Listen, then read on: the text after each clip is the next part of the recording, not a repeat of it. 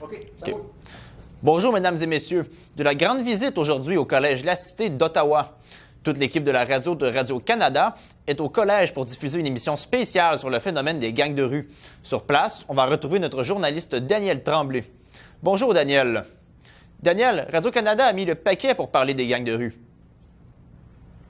Les Olympiques de Gatineau sont de retour à la maison suite à leur difficile voyage dans les Maritimes. 6 défaites en 7 matchs.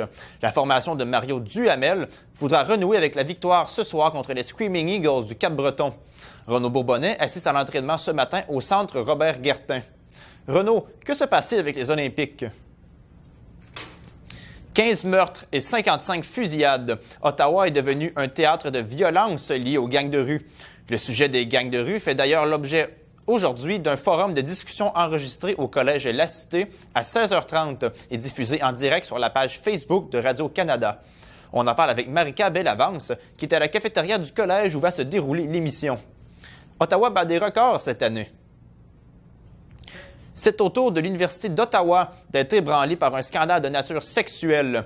Une activité étudiante récompensant les élèves pour des actes dégradants a été exposée au grand jour, provoquant de vives réactions sur le campus. Félix-Antoine Destoux est à l'Université d'Ottawa. Félix-Antoine, le recteur a pris du temps pour prendre position.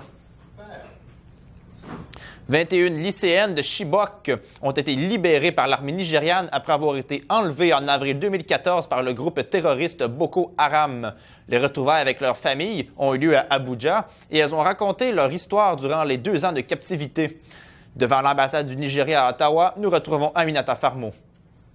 Aminata, une cérémonie a été célébrée en leur honneur. Comment Gloria Dam, l'une des lycéennes, a-t-elle vécu cette détention? Des travaux urgents à l'usine de pompage du secteur de Masson-Auger forceront la ville de Gatineau à déverser plus de 20 millions de litres d'eau usée dans la rivière du Lièvre.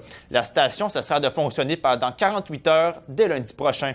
Notre journaliste Samuel Gagné-Savoie est à l'usine de pompage de Masson-Auger à Gatineau. Samuel, la ville dit qu'elle n'a pas le choix de déverser ses eaux usées dans la rivière du Lièvre.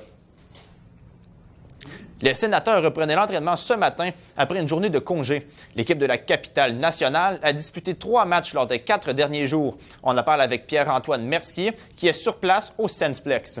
Alors, Pierre-Antoine, les sénateurs connaissent-ils un bon début de saison sous la barre de Guy Boucher?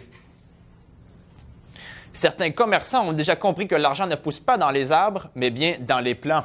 Des boutiques illégales de vente de marijuana et de hashish ont fait leur apparition un peu partout dans la capitale canadienne. On va retrouver William Black qui est sur le boulevard Saint-Laurent. William, ce n'est pas une légende urbaine. On peut vraiment acheter de la drogue au coin de la rue à Ottawa. Un nouvel outil contre les surdoses pour les travailleurs de rue de l'Outaouais est maintenant disponible. À l'avenir, les intervenants de la région pourront poser des gestes concrets s'ils sont témoins d'un cas de surdose aux opioïdes. Adriane Rousseau nous en parle. Alors, Adriane, en quoi consiste ce nouvel outil?